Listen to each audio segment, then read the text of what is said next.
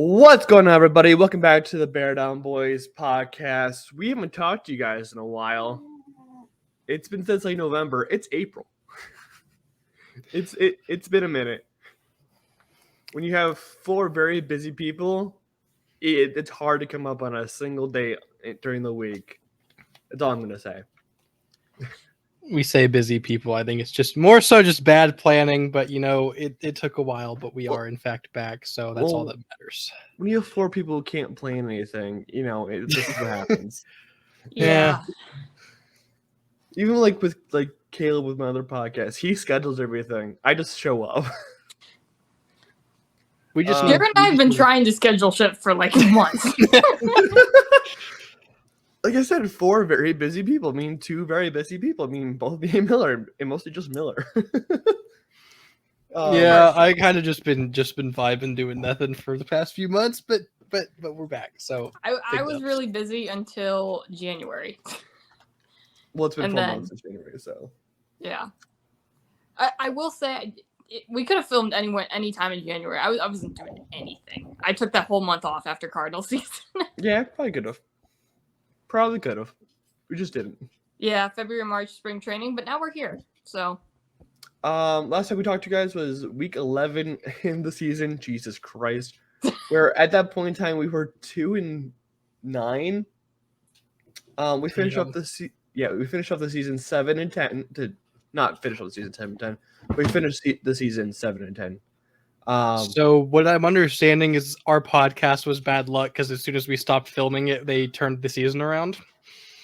Well, yeah, because the episodes where we didn't record, they won. I gotta pull up the schedule now.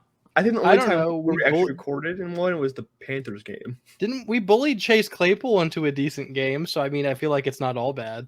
This is true. We just need to bully more players. Works. Yeah, bullying works. Just public service announcement. If you can bully someone, do it. Okay. It's a joke. Don't do that. No, definitely do that. So we finished the season decent at 7-10, making us have the number 9 pick in the draft.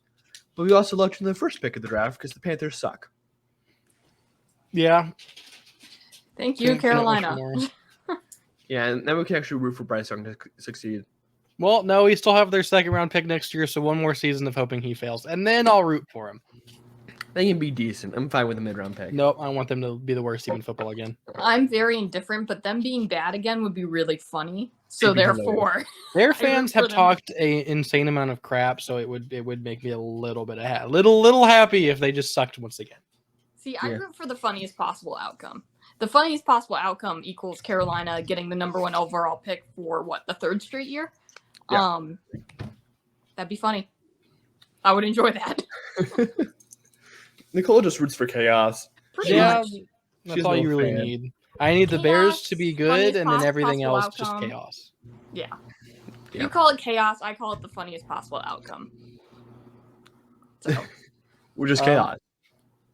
Honestly, I feel like the weeks we missed was when there was the most amount of content, just with the whole do we keep Fields? Do we trade him away thing? We missed all of that. We missed the Bears Civil War on Twitter. We missed every free agent signing. We missed one of Fields' best games of his career, and then also one of his worst. Actually, probably a couple of his worst. What was his best game? I thought that. Well, which one was it? Atlanta? The Falcons the Falcons one was really, really, really good. Okay. But then the Cleveland one was absolutely atrocious, but given Cleveland was probably one of the best defensive, not the best defense in football, and their defensive line embarrassed our offensive line. And they had Joe Flacco.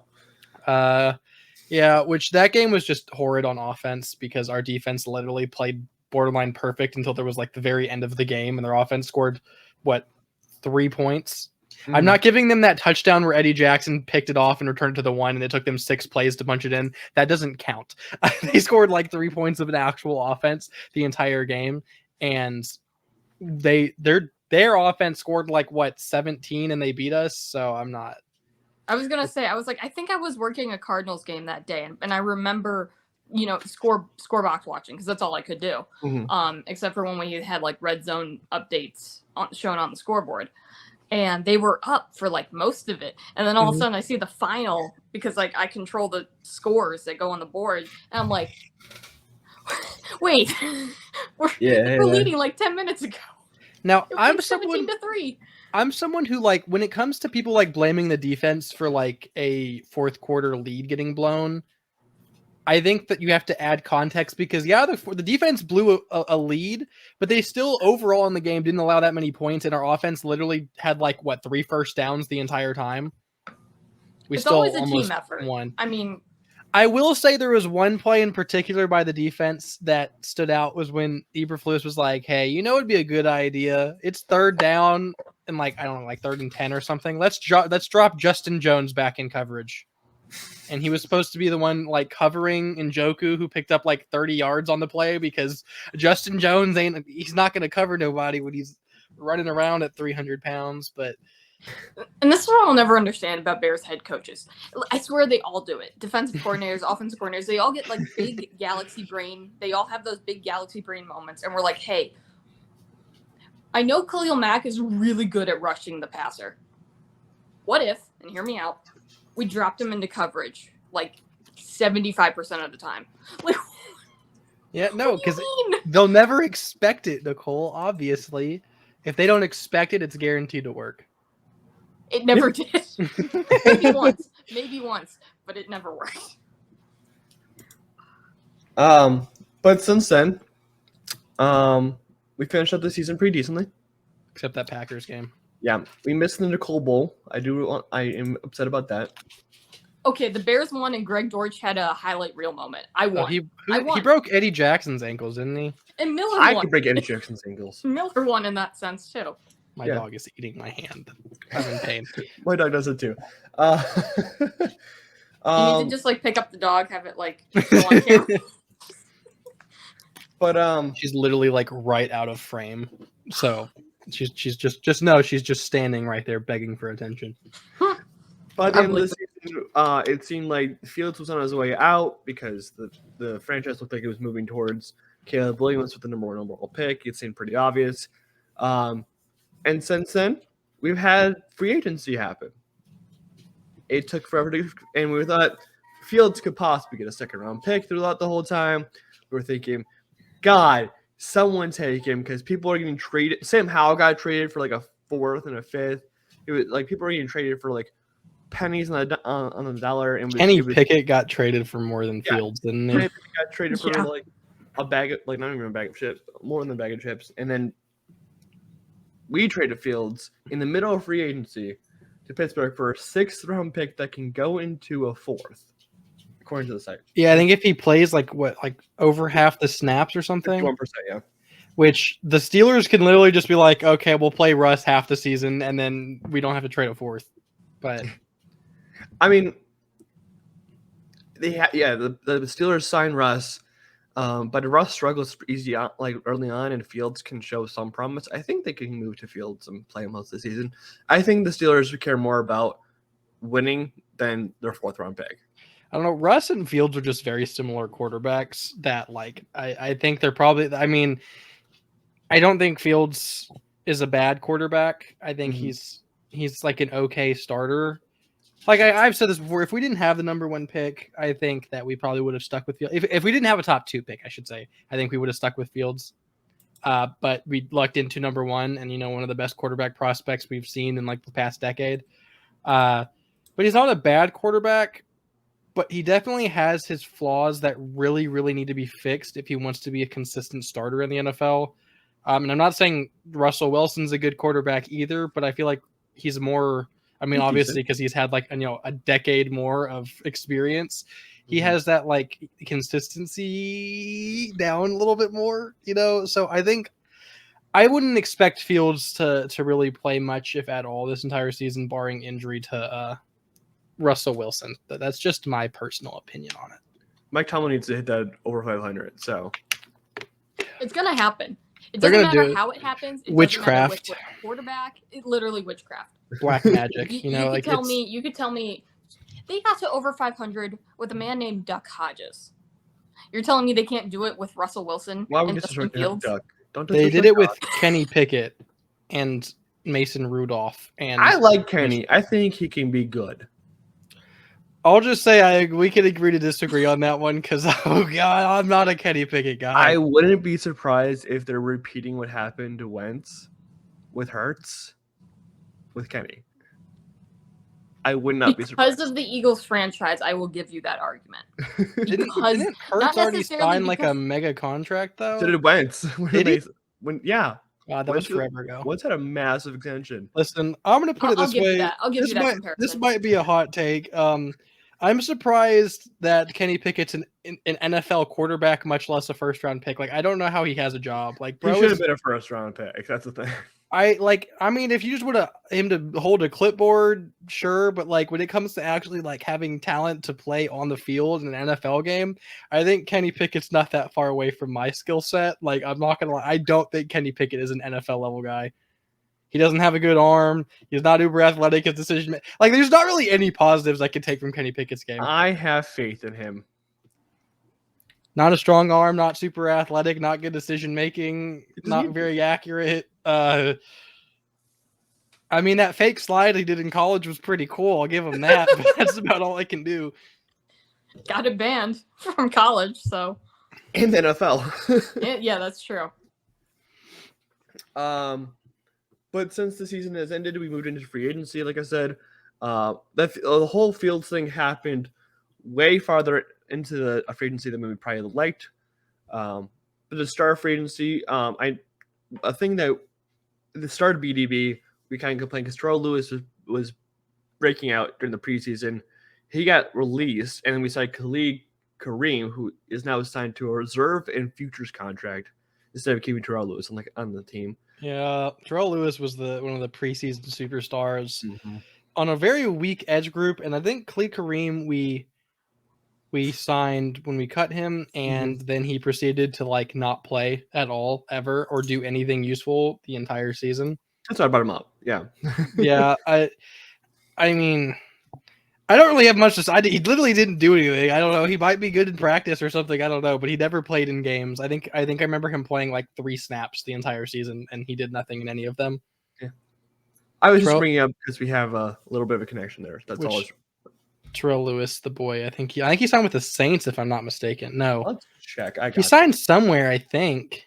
Or he was on the Saints. He was somewhere. I remember seeing on like the jersey number thing on Twitter. Eagles. Okay, maybe I was just flat out wrong, but I don't know.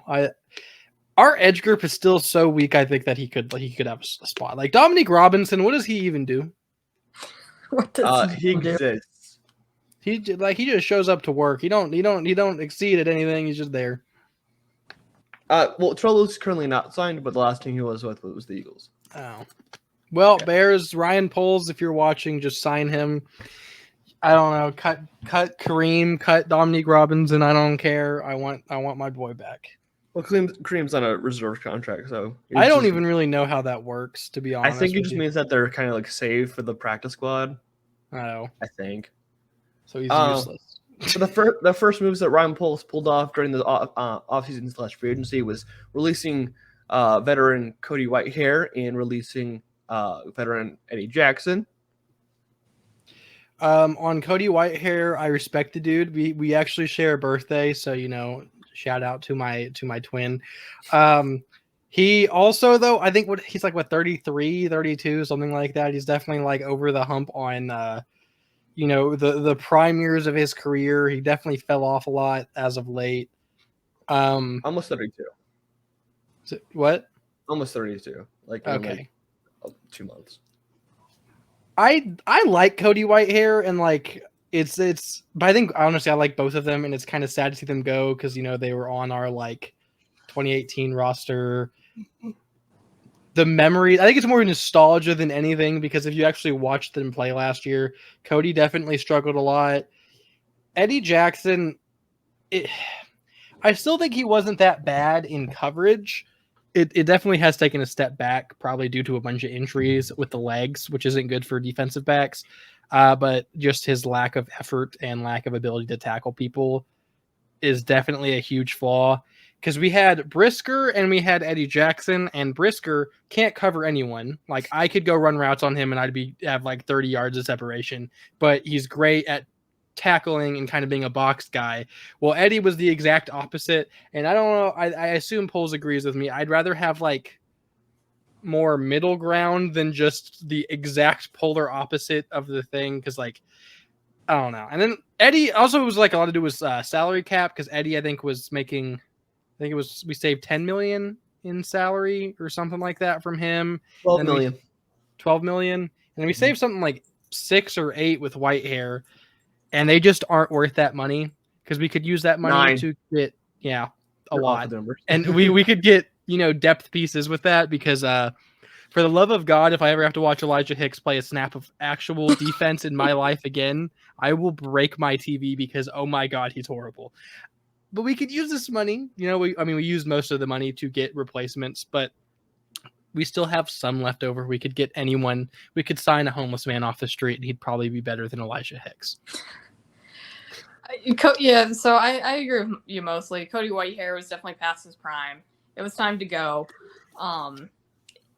He should have been benched much earlier in the season than he was, but still happened. So I feel like just once you know a season's not going anywhere, and you have an old guy on the line, especially, bring in the young guys. I truly do not care. Bless you also. I truly do not care.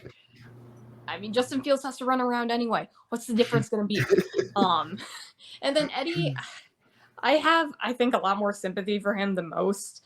The lack of effort is something I can definitely never understand or get behind. And at the same time, it's something I always defend players on too, because I never like to say like a player doesn't try. Oh God. We cannot hear him.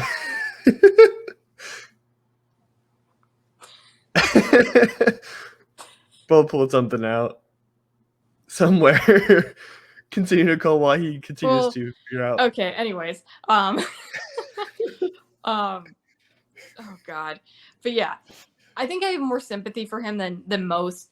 I definitely get behind like the lack of effort was there. It could be seen, but I also defend players on that, because I never like to say a player doesn't try unless it's like super obvious that they're not trying, like Chase Claypool. And Eddie, like the lack of effort was there. I didn't think it was super glaring, especially in a team that just lost, kind of lost their mojo basically. Or was very inconsistent at least. But yeah, I think I'm more fond of the memories of 2018 Eddie Jackson, even 2019 Eddie Jackson, to an extent, a little bit of 2020. But I think I still had faith he could get back to that level. But he was aging, he was getting injured. It was just time. Like, I think that's kind of the case for most of these Bears that were released. It was just time. They just had to go. Yeah. I don't know if my mic is fixed. You're good. Yeah, you're okay. good. Yeah, no, my dog was chewing on things. So. Yeah, no, honestly, even like not the most recent season, but the one before that of Eddie Jackson, whenever like the first one in Fluce's defense, I feel like he was, again, I'm not going to say he was a good tackler, but I feel like he showed more effort. He looked solid, but it's just the consistent injuries, because he got injured at the end of that season. I think it was in the Jets game, I believe. Whenever you get so many like lower body injuries, especially at a position like that where you like need athleticism, it just never ends well. Well, and what doesn't help his case either, I forgot to mention this when I was originally talking, is what he said about tackling and covering, and that tackling isn't important for a quarterback. Does anyone remember that? This was like 2021 maybe when he said that. He's like tackling is just not that important for a guy like me. In essence, let me see if I can find it. The job of defense is to tackle. Right, and he got flamed for that. Rightfully so.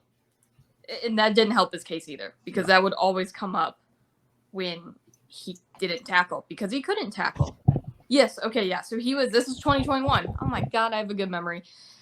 He was caught on mic saying, quote, "Tackling isn't important and that was probably the worst thing that could have happened to him. And this is from Bears Wire in Yeah. 2021. So, yeah. I don't know how I don't remember that at all, but yeah, that's not a good look for someone who I remember doesn't it like tackle. vividly because he got flamed for it, man. It was bad. You think Bears Twitter was no, Bears Twitter was on a new one this year, but Okay, like yeah, there's when nothing Eddie that Jackson compares said that to on this. Bears Twitter, he was gonna see that every time. Like Bears Twitter has had its moments. Like whenever we had, for some reason, there was a Fields Bagent debate that was going on. That was just racism.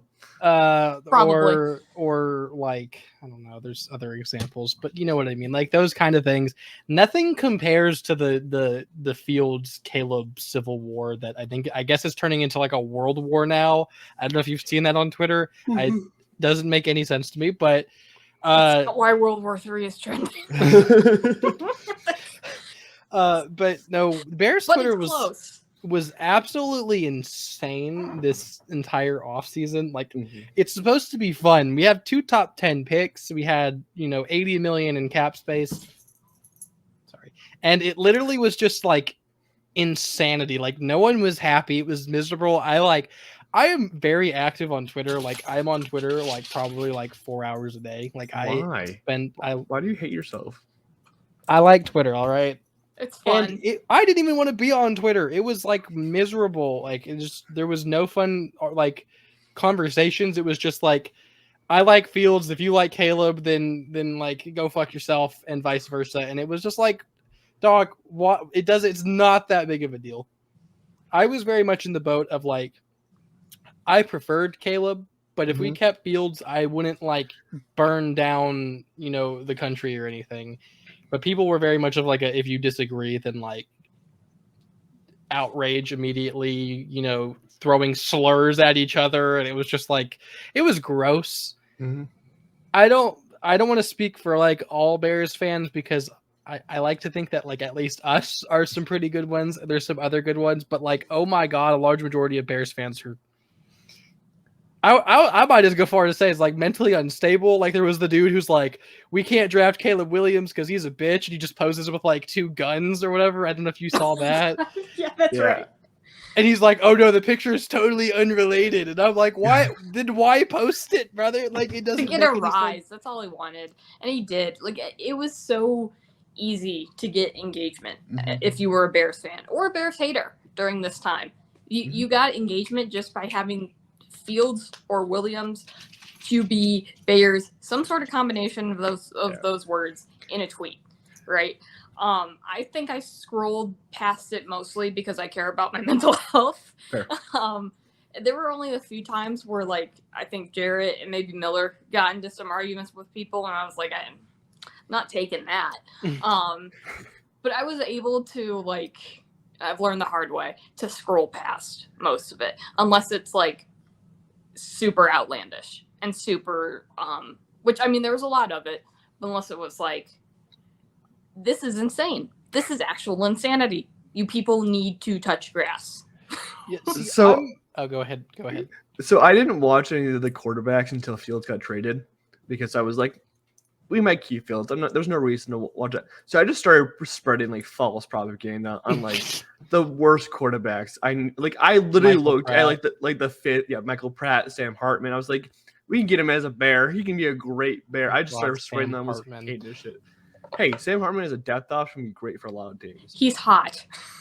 He is a very sexy man, but Sam Hartman is not good man. at football. I was thinking JJ was the hottest quarterback, but no, look up Sam Hartman. Sam Hartman is the most beautiful man I've ever seen. His name is Hartman. That's Jimmy Garoppolo.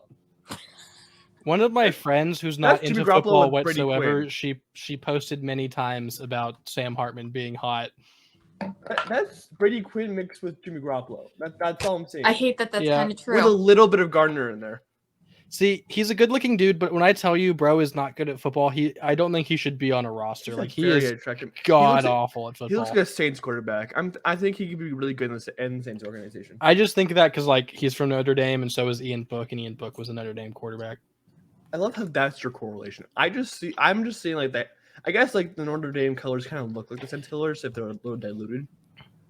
Well, my mom was a Notre Dame fan growing up, so I have like a little bit of love for Notre Dame, so I pay attention to their players. That's quite a often. good-looking man. All right, now that Yes. we're done thirsting over Sam Hartman. I'm not done. Okay. Go We'll ahead. leave you to thirst over Sam Hartman. No, I'm very much in the boat of like, whenever, even if I disagree with someone, like if I have a conversation with them, I don't like want it to be like, oh, I disagree, now I hate your entire family and hope they all die or anything like that. Mhm. But that's how everyone takes it. Like, I like to have sports debates that are like friendly debates of like, oh, this is why I think that, and then they respond with, oh, this is why I think this, and I disagree with your point, and it's all fun and games. But that's just not a thing anymore. It's just like, if you disagree, then like, I'm gonna curse your family. Like, it's ridiculous. It's absolutely insane, and I don't know. It's just too much for me. It's just so easy to do that. It's so easy to, I guess, hate. We could go into a real in-depth conversation on society and social media here if we wanted to.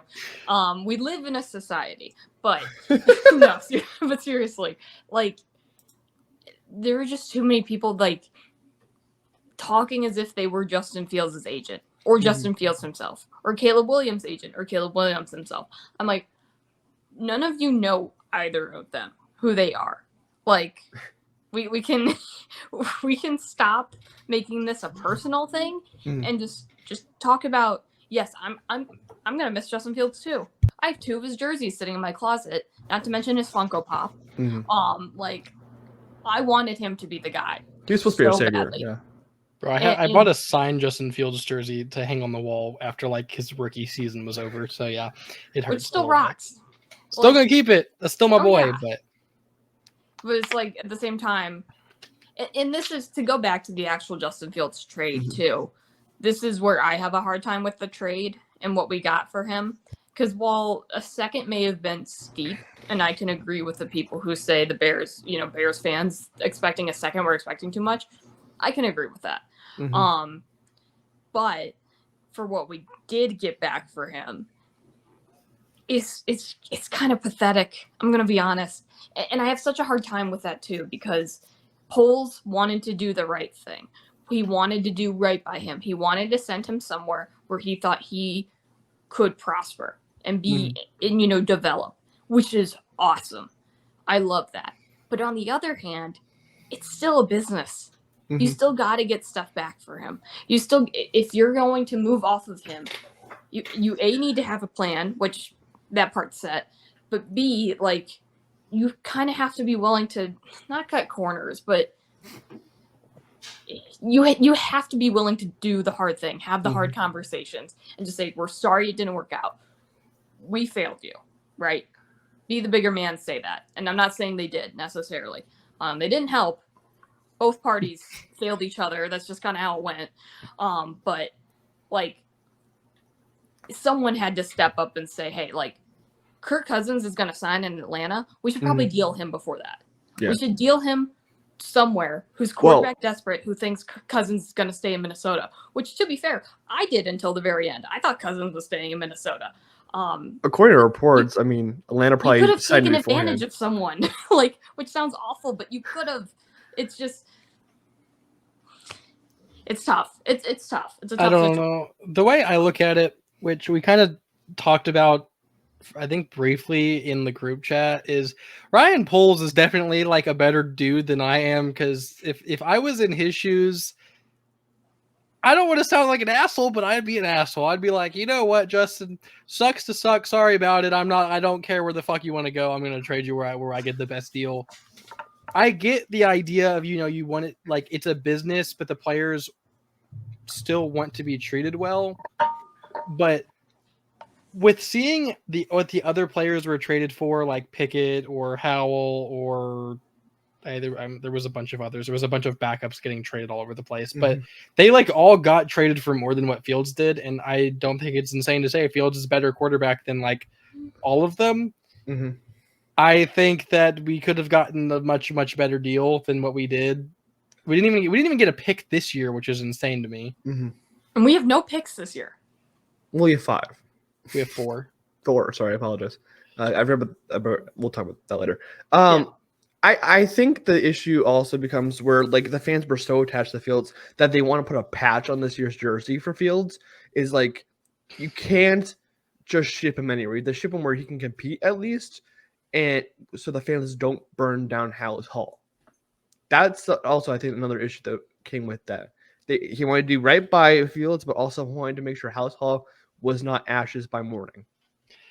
See, my thing also though is like I get why people are so emotional about Fields. Like I was upset about it also because again, he was supposed to be the savior. He was like the most talented quarterback we've ever drafted. This, that, and another. But at the end of the day, he was traded for a reason. Like he didn't play well enough to stay. Mm-hmm. Because like I mean, even if we got the number 1 pick, but he literally like went out and showed like I'm a franchise quarterback, I think we would have traded the number 1 pick instead. Mm-hmm. And I'm not saying he was in the best position to win for like or to develop for the beginning part of his career, but at the end of the day, the quarterback has to take some of the blame. And I think that he just didn't play well enough. And again, there's way more context that I could delve into for why this, that, or whatever happened. But I think with the roster we had, especially this most recent season, I think Mooney is underrated. I think DJ Moore is a top 10 wide receiver. Cole Kmet's a top 10 tight end. Our offensive line was much improved, and he still just didn't take that step he was supposed to. Mm-hmm. That I think it's bizarre that people are still so emotional about it. Like, he was exciting, but he like never had that good of a season. He had a few good games within seasons, but he never even passed for 3,000 yards. I think his most touchdowns in a season was what, like 17, 15, somewhere around there. Like he never had like that good of a season. And for the idea of like a patch on his jersey, or Jalen Johnson totally called him to ask permission to wear number 1. It's like 17. I think that's just bizarre like ideas to me. Mm-hmm. Like he was a fan favorite and he was a good dude, and I know the locker room really liked him, but like people talk about him like in these 3 years he was literally the greatest quarterback in the history of the game. And I'm not saying this to hate on him. I'm just saying that Bears fans need to be more realistic. I get the emotional part of it. I was also emotional when we got rid of Trubisky because that was like the first franchise quarterback we drafted since I watched football. Mm-hmm. It happens, but like the amount of emotion for Fields is just the most bizarre thing I've ever seen. Yeah. Bizarre is the right word for it. It is. Yeah, I got nothing else to add. It's just bizarre. Would you guys like to get into our acquisitions for this offseason? Let's do it. Yes, as long as we start with the best one. We're not going to start with this one. We're going to start from the very, very beginning because it's a very good place to start. I fucked up that quote. The first acquisition we had was Ryan Bates, a guard/center from the Bills for a 5th round pick. Bro is depth.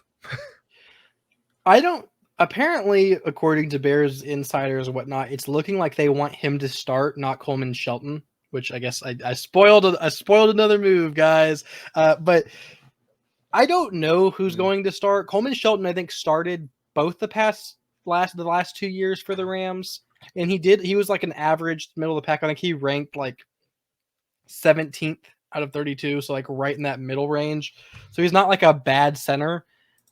Bates, I know we tried to sign, was that 2 years ago? He was a restricted free agent. Poles tried to sign him. The Bills matched it just to throw him on the bench for whatever reason. I don't know. So I think Poles likes Bates, obviously, and so he may have the edge, but I think honestly I would just use Bates as like a depth piece because I know he can play basically any position on the offensive line, and then I would probably start Coleman Shelton.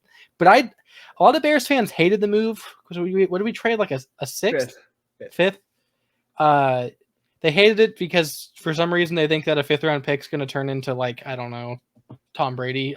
But I think for what it is, getting a depth offensive lineman who can play most positions on the offensive line for a 5th round pick is, especially for like, it's a pretty small deal. I think that's like a solid deal. It's not world breaking. It's not going to be that big of a thing, but I think it's a solid deal and I liked it. So according to PFF, because there's no better place to that actually scores offensive lineman. Bates is a tiny bit better, but that's also on less snaps than Coleman Shelton. See, I'm very anti PFF, but I will accept their rankings. It's for offensive linemen. Like what else do you take into account. I don't know Yeah. watching them, but That's I'm not different. saying you have to watch every single offensive lineman, but I don't know. PFF, I get that they're kind of like the ones to go to for offensive line, but they've just been so wrong just all the time for positions where you can obviously see, like, some dude will have a career game and they're like, he scored a 33. And it's like, brother, what are you talking about? I'm not a big PFF guy, but I get, because for offensive linemen, I'll accept. But yeah, Bates didn't play much last year, I don't think. Like, No, if he at played all. like 35 snaps. So. Yeah. I don't know. I think I liked the move. I thought it was perfectly fine. I wasn't one of the people who thought the world was ending because we traded a fifth for a backup piece. I'd just rather keep. I like pick hoarding. So.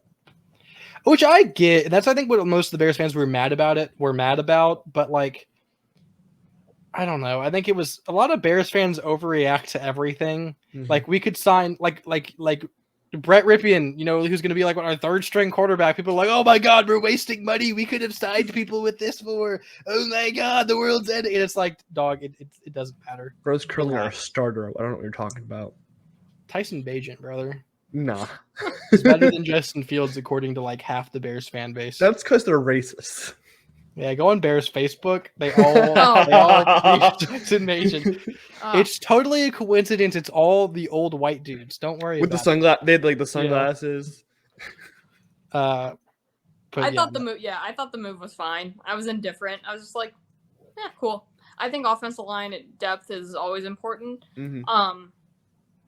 I think, like you said, because we don't have a lot of picks, that's why it got as much heat as it did. I think if we had like a pick in every round, it would have been like, cool, all right, more offensive line. But now it's like, oh, you're trading for in quote unquote older offensive linemen. It's 28. Which I guess doesn't need quote unquote. It's almost factually true given the draft. But I think that's why it got so much heat. I'm pretty indifferent. Great. I still hope Poles makes moves, trades back. I know we'll get into that later, but we definitely need picks. And I know that doesn't mean they're all going to be great, but I think you need the option of them being great. You need to have a chance at it. That's all the draft is a crapshoot. Mm-hmm. You need all the chances you can get. And I think the Bears are in a position where they need that.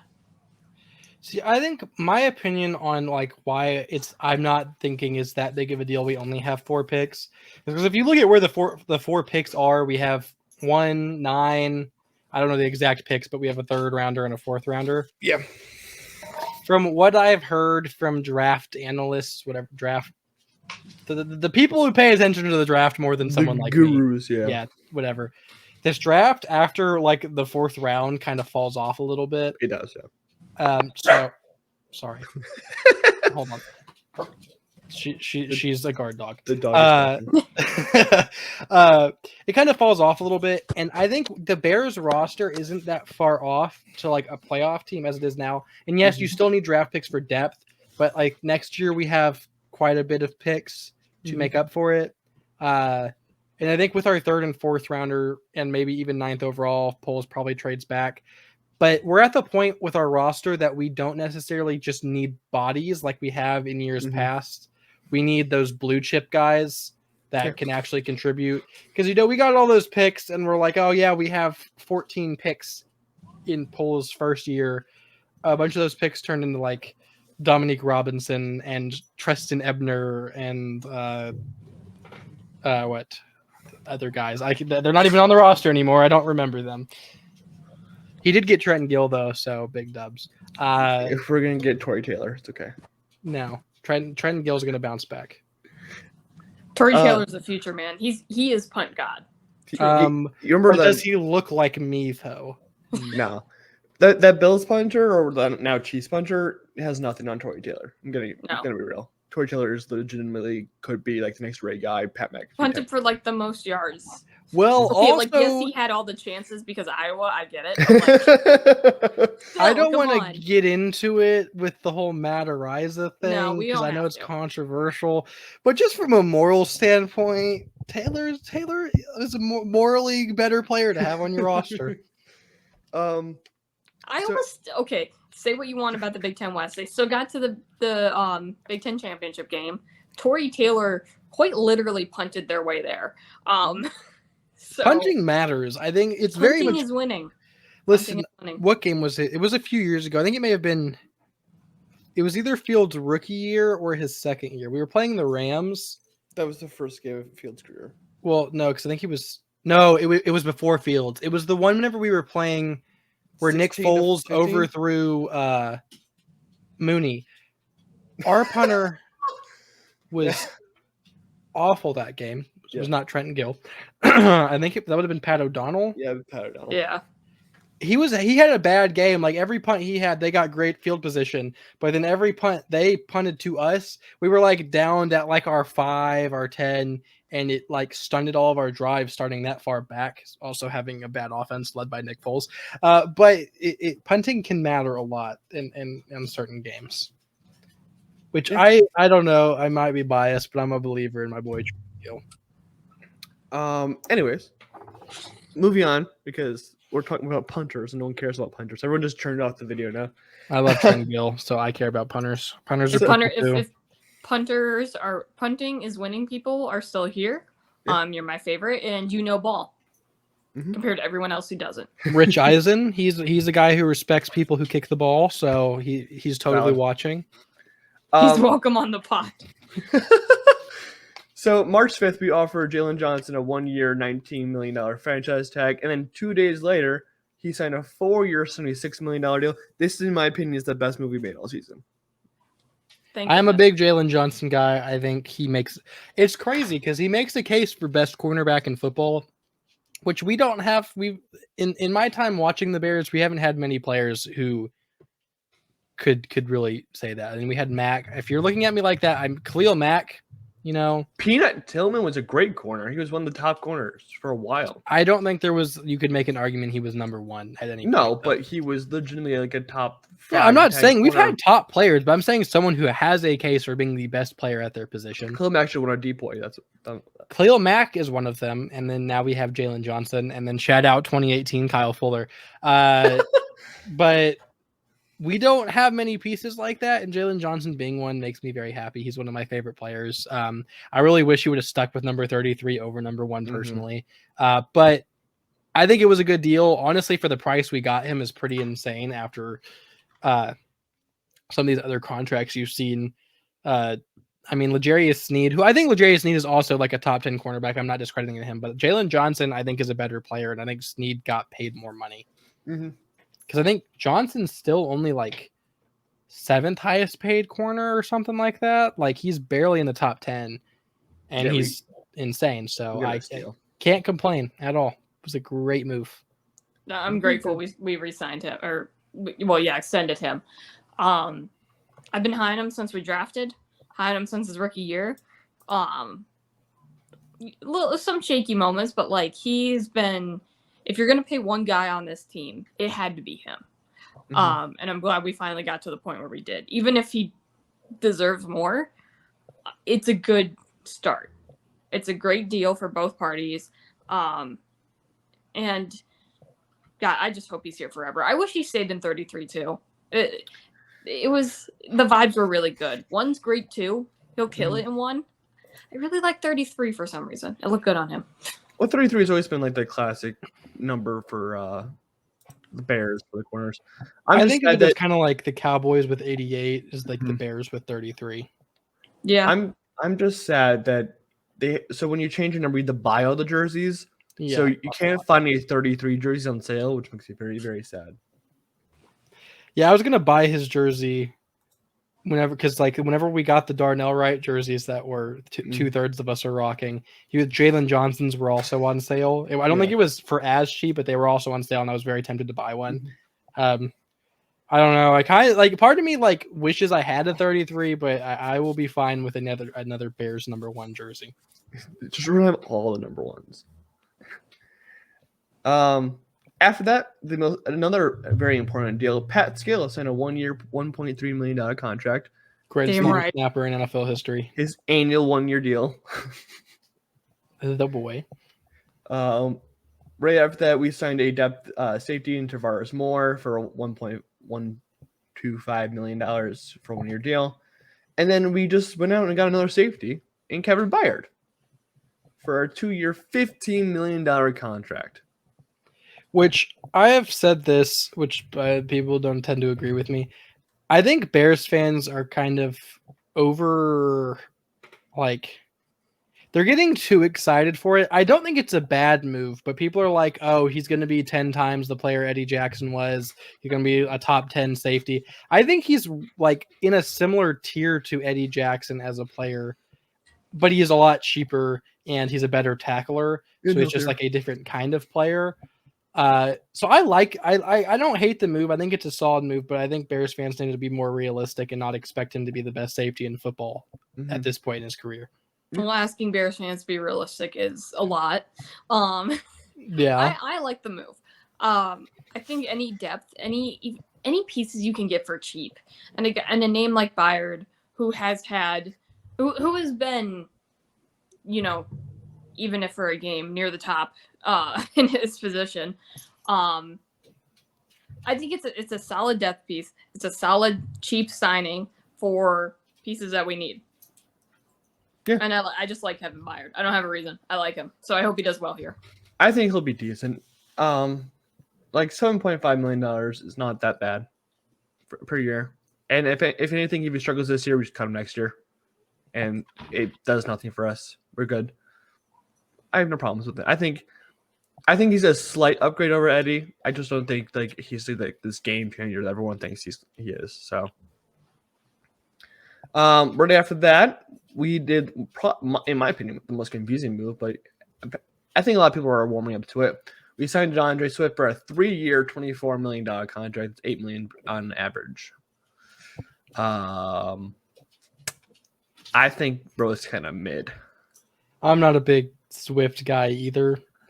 I don't hate the move. At the time, I was kind of a little like, oh, I don't. Why if we're gonna pay a running back, why would it be Swift? But then I saw like how much Josh Jacobs made and how much Barkley made, and I'm like, yeah, you know what? In hindsight, solid deal. Can't complain. Another move that I think Bears fans need to be more realistic on, which I get all fan bases do it, but like it's always a thing when a team gets a player. They don't know who the fuck they are, and then they're like, "Oh, he's on our team. He's top 10 running back in the NFL, yeah." And it's like, no, he's okay. He's a solid. I think Miller had talked about this just a few days ago when we were playing games or whatever. Yeah. He's something we don't have at the running back position. He's the most explosive running back we have. I think he will do well for our running back committee. I don't think he's going to be like a workhorse every down back or anything, but I think he will probably get the most carries given the contract we gave him. But he adds the explosive layer to our running back room that we didn't have before. Roschon, love him to death, one of my favorite players in the entire league, but he doesn't have that explosive ability. And then Herbert, more explosive than Roschon, yes, but he's still not on that tier that like Swift is. So I like it as a running back by committee move. I just think Bears fans shouldn't talk him up like he's top 10 and he's going to be a world beater or anything for us. Yeah, I was confused by it. I'm with it, but I was confused.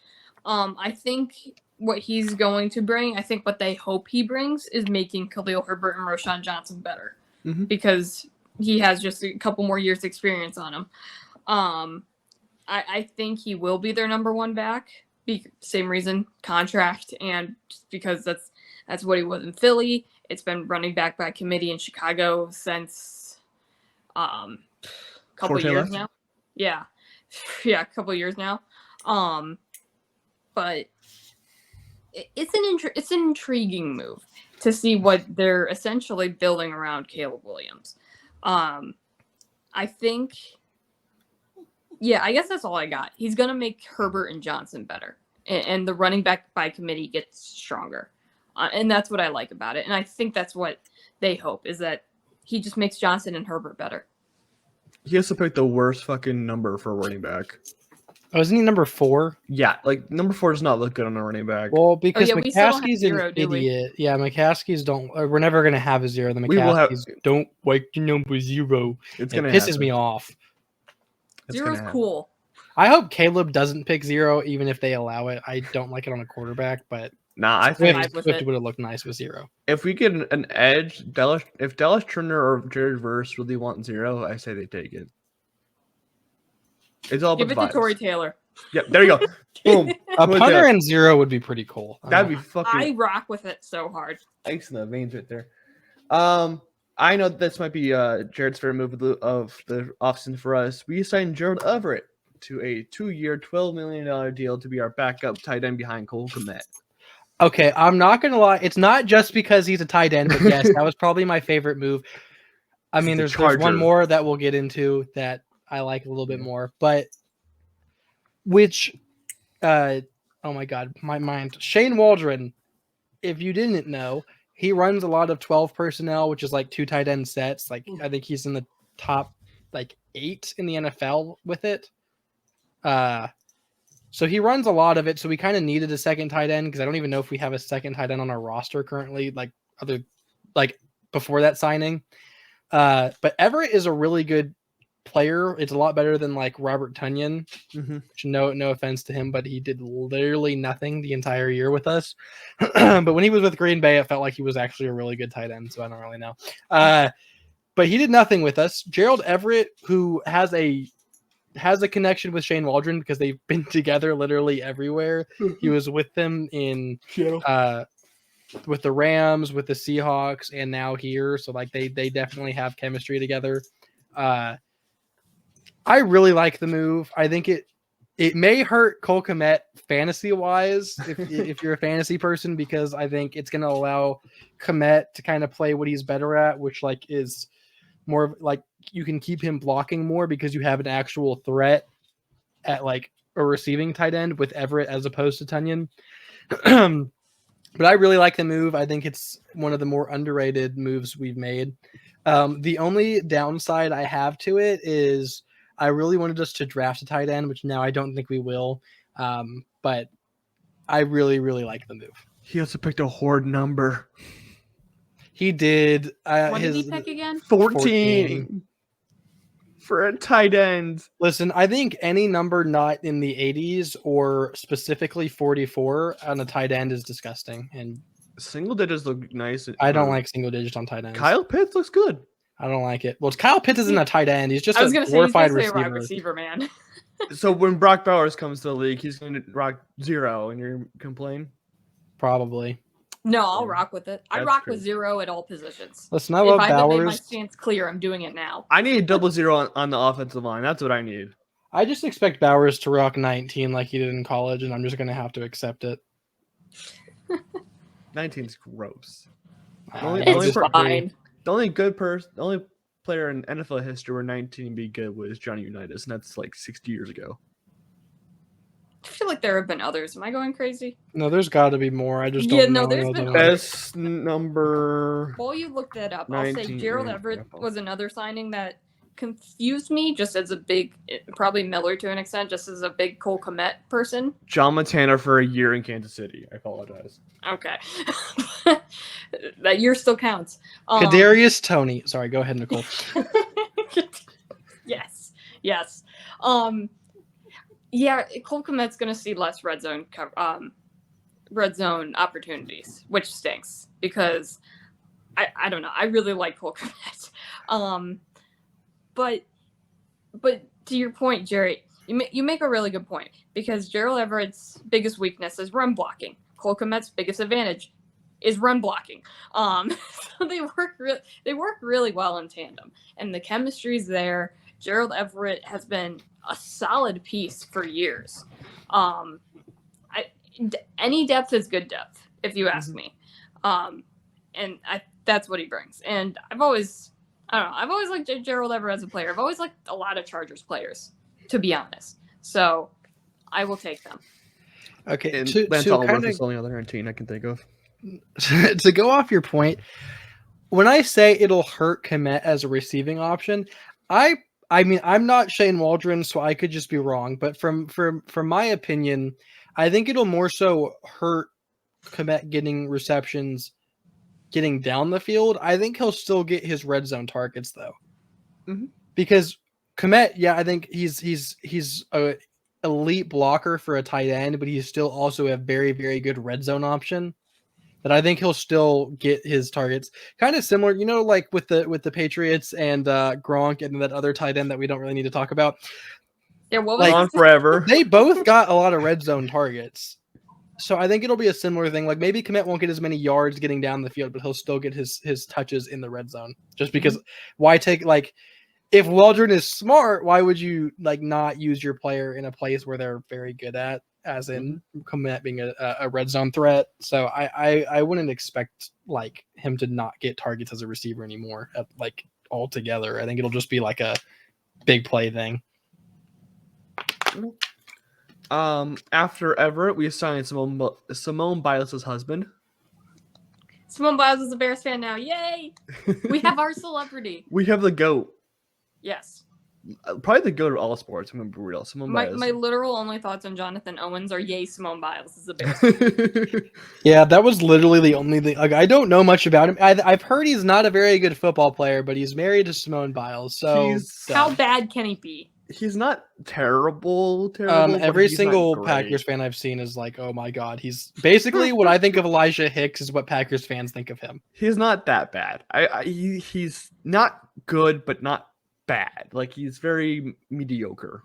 When I was putting together my Roshan video, he played for the Packers, so I saw a few plays, and he definitely isn't that great. But I don't think he's bad. I think there's very few players worse than Elijah Hicks, so I think it'll be fine. I mean, he's just a depth piece anyways. It's not like he's going to get substantial playing time barring injury. I need a number 36 Biles jersey now because apparently Owens wears 36 for us, so I definitely need just Biles in the back. No, give me whatever jacket Christine Juszczyk is going to make for Simone Biles. Give me that. That's what I want. That's fair. She signed a deal with the NFL to start making stuff. Thank goodness, man. We have nothing good. Women's sports apparel, quick tangent. Women's sports apparel sucks ass, and it sucked ass for a really long time. Oh, my mom and fiance, they just get men's apparel. That's what I've done. In their size. Almost. I've never seen. Erin Andrews is finally, she started up her business, I think 1 or 2 years ago. It's getting better. It's getting there, but it wasn't until literally the turn of the decade in 2020. So. Yeah, I've never seen anyone buy women's jerseys ever. Actually, I do because of the fit. That's fair. See, I have found after buying men's jerseys for years that I now fit better in a woman's jersey. I'm growing up, so I like that more.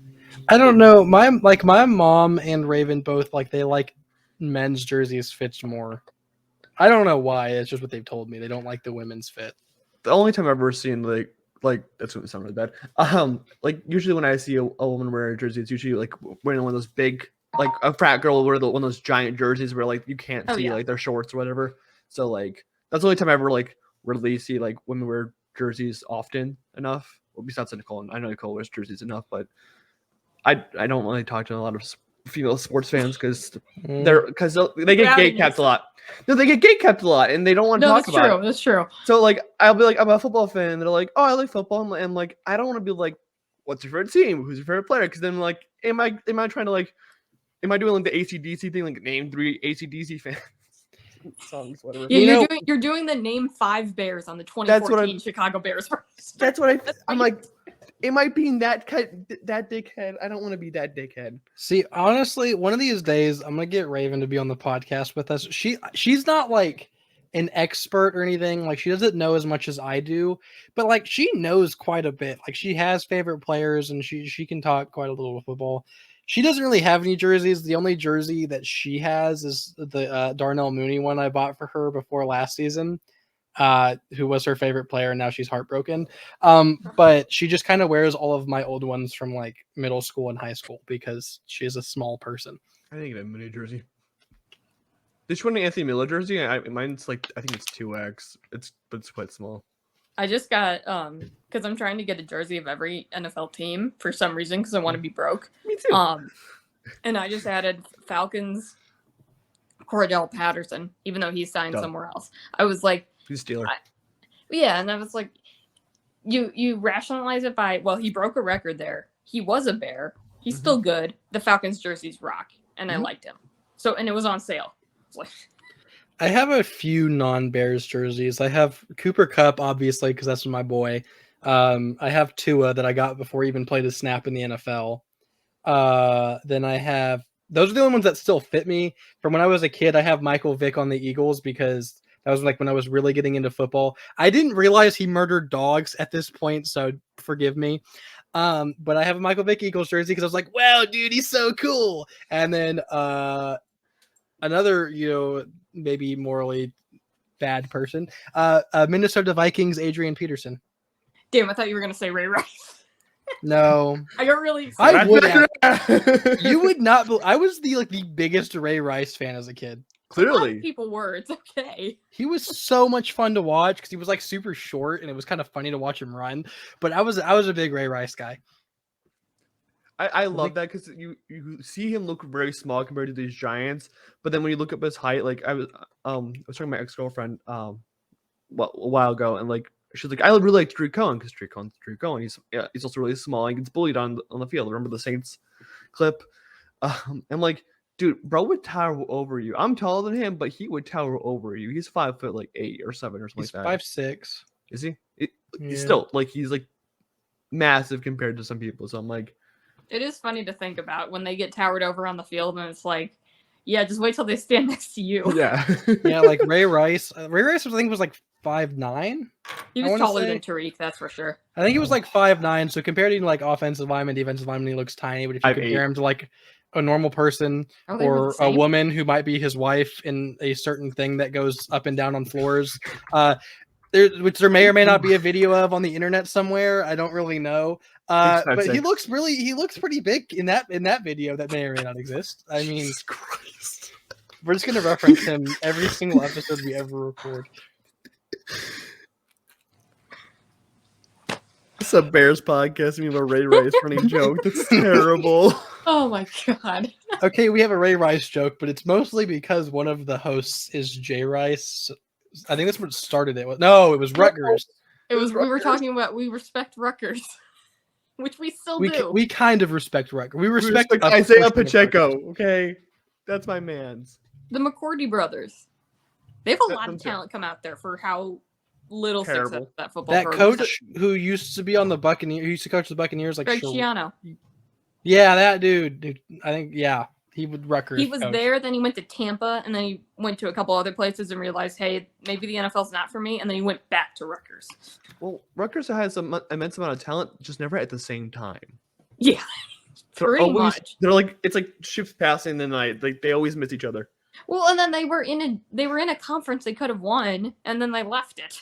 What comes with the end now? Big Ten, They're in the Big Ten. Why are they in the fucking Big Ten? because money. I'm gonna be honest with like the whole realignment thing that just happened with like everyone leaving every conference and joining like the SEC. I don't know who's in whose conference anymore. I The don't Pac know does exist. The Pac because isn't Oregon in the Big Ten now? Yes, Yeah. sir. I'm gonna have to like study to remember all of this because College I don't know who's. Hey, in you got a good tool coming out this summer in college football 25. So UT's Well, in, then you can realign it however SEC. you want in that that game. too. I'm gonna bring back the Pac-12. And I use one in the Big Ten. That's what- I need to send you guys the pictures of. I started a dynasty in NCAA 14 probably the summer after I graduated from college, and because I got the PS5, I just don't play it that much. Mhm. But I moved around conferences so much. I still have the pictures. I'll send it to you guys. But like Kansas is in the Big Ten. Ooh. I have Illinois and Purdue in the Pac-12. I have like every powerhouse in the SEC. I brought back the Big East, or I tried to, because it's still there's some rules in NCAA 14 where you couldn't like decimate a conference basically, which is like, well, that's a shame. So you still had a certain amount of teams in each conference. So I'll send you guys that picture, but it's quite fun. Moving on to more free agency acquisitions. Back to what we were actually here for. Yeah, Matt Pryor's in a 1-year, $1.175 million deal. He's a decent guard, decent depth. Honestly, he might Is be he the better guy than who's Bates. from like the Eagles or Colts or whatever? I think he's from San Francisco because I think I remember him. We got some dude from who used to play on the Eagles and Colts, who I think his like PFF score was like a -3. Yeah, okay, so he was in the Colts, then he was on the 49ers. He was in the Eagles, Colts, then 49ers. Oh yeah, isn't he the one with the PFF score of like a -3? Let me check. There's one of the linemen we scored has like the worst PFF score I've ever seen. I'm looking at PFF score. It might not be him. He's listed as a tackle. He hit 88.5 last year on 42 snaps. Okay, so not Then a 44.9 last season, the season before. And then he's 76.5. He's decent. And okay. He's back and forth. He'll have a good season this year. Maybe it was one of the other dudes we signed. I don't know. But he's listed as a tackle, apparently, for some reason. I don't think he's that tall either, so it's kind of weird. My thoughts are O-line depth good. Honestly, I think he might be better than Bates. With how injury prone our peoples are, we kind of need it because Nate Davis missed a lot of time. Tevin Jenkins can only play like 4 games in a row before getting hurt. How tall is Matt Pryor? Because like, if Braxton goes down again, he's 6'7". He can play tackle. Yeah, I'm pretty sure he mostly plays tackle. well, he's listed as a tackle. So it has Sport Track has him as a guard. PFF has him as a tackle. So it's like When we announced him, it was announced as he was a tackle, and I've known him only as playing tackle. well, we signed the best player of all time, Bet Rippin, for 1.125. Same less money than the guard. $1.125 million deal for Bet Rippin to be our QB1 for the time being. Tyson Bagent better. I don't think so. Caleb Williams' days are numbered. He hasn't even gotten here yet, and he should be watching his back. What did Bet Rippin choose as a number? That's not how I'm gonna. That's how I'm gonna. I think he's like 19 or something. Oh my God! Better Look than at Johnny great Unitas. 19. Maybe it was 18. 11. Something. 11? He goes Darnell Moody's number. No. Okay. Yeah, you're right. I remember that because didn't you make like a quote tweet about someone taking Mooney's number? Probably. I also made a quote tweet about Desmond Ridder taking Josh Dobbs' number, being like the Harry Potter. How dare you stand where he did? Which honestly, Desmond Ridder, Madden legend. is he? I play with. No, him. he's insane in Madden. He always develops like if in Sim, he always develops into like an X Factor every time. See, I'm just asked, so I just throw too many picks with him. Wait, who developed? Sorry. Desmond Desmond Ridder. Like- Strange. In my Rams franchise, Michael Penix took over for Kyler Murray, so who knows? No, Yeah, every he's single shit Madden franchise I in do, that Desmond game. Ridder ends up becoming like a superstar or an X Factor, and he's like a 90 overall. I've never seen Desmond Ridder improve in any franchise I've had, so that's wild to me. After Brett Rippon, we signed a special teamers linebacker. I'm gonna fuck up his name. Amin Ogbong. I can't say it. I'm gonna Ogbong. I'm gonna fuck that up so badly. Someone call Miller and tell him to do it. He can pronounce it. Sorry, I decided to say hi. Hello, puppy. I definitely can't, but let's just. Ogbong.